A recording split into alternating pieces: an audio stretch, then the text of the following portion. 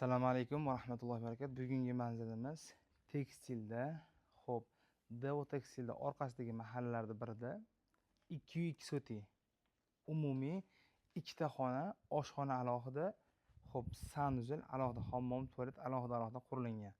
Xo'p, bu uyimizni qurib bitkazilganiga taxriban 10 yil, 12 yil atrofida bo'libdi.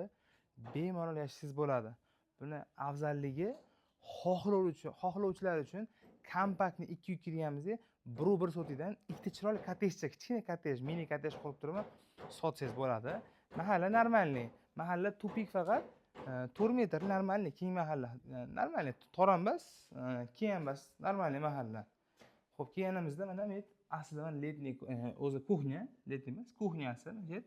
Xo'p, bu yerda to'sib turibdi, foydalanadigan holatda. Xo'p, bu yerda zalimiz. Ya'ni mehmonxona. Xo'p, bu yerda operatorimiz ko'rsatasiz. Bu yer spalniyamiz. Xo'p, ko'rib turganingizdek, bugungi kunda xo'p, akamiz o'zlari yashab kelayotgan holatda bemalol yashab tursangiz bo'ladi, inshaalloh. Xo'p, gazi yaxshi, bu yerda suv, svet, muammo yo'q. Kanalizatsiyasi ham bor, inshaalloh. Xo'p, xonadonimizni keyinchalik bemalol shu yerga chiroyli qilib xonadon qilsangiz bo'ladi yana. Bugungi kunda egalarining bahosini 23 000 AQSh dollarida so'rashyapti ulgib boylar. Bitta Kalinskiy masjidida bitta bir xonalikni narxida bo'lyapti. Inshaalloh chiroyli narxda xolasa.